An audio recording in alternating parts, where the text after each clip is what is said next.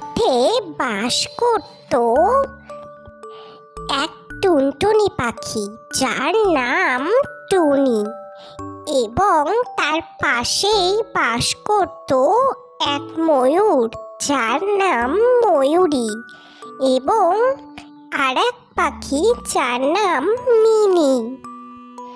তিনজন খুব ভালো বন্ধু ছিল। তারা সবসময় একসঙ্গে ঘুরে বেড়াতো। কই রে টুনি, তাড়াতাড়ি বেরিয়ে আয়, আমাদের তো কাজে বেরোতে হবে। হ্যাঁ, এই তো, চল।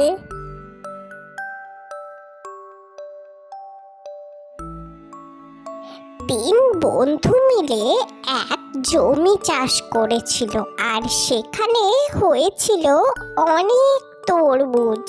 তারা সেই তরমুজ নিয়ে এসে জঙ্গলে বিক্রি করতে লাগলো। যার তরমুজ দরকার এসে নিয়ে যাও, তাজা তাজা তরমুজ পাবে এখানে। কি গো, কেমন আছো তোমরা? আমাকে একটা তরমুজ দাও দেখি।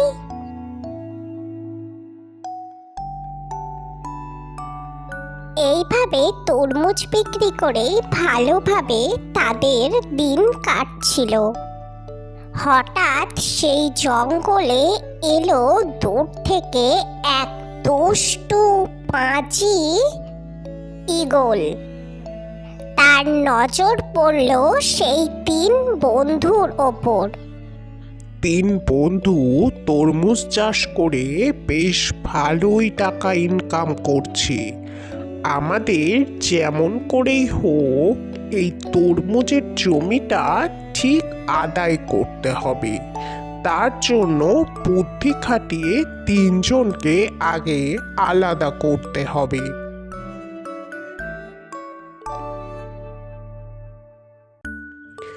কি গো, তোমরা তিন বন্ধু কেমন আছো?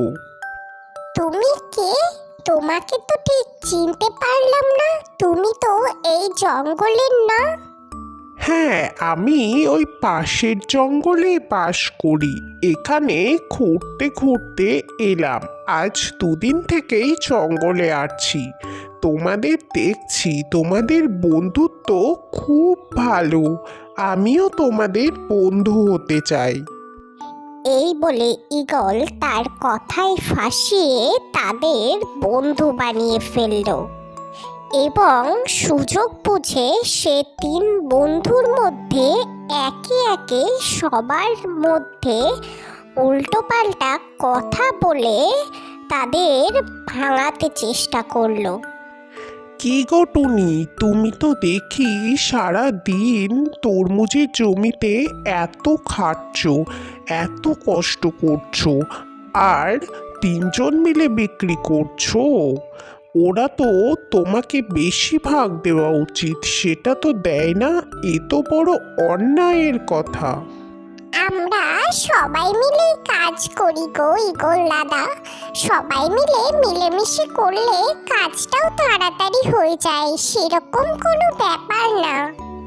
এইভাবে দুষ্টু ঈগলটি একে একে প্রথমে মিনি, তারপরে ময়ূরীর কাছে গিয়েও একই কথা বলল, কিন্তু তারা কেউই তাদের খারাপ ব্যবহার করলো না।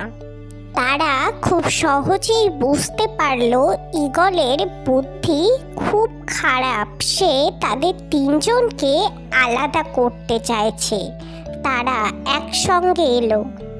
বুঝলি টুনি মিনি, আমার মনে হচ্ছে এই ঈগল দাদা অন্য কোনো মতলব করছে।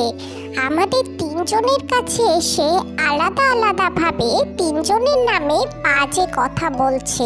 একে জব্দ করা উচিত। হ্যাঁ, তুই একদম ঠিক বলেছিস ময়ূরী। কি করা যায় বলতো?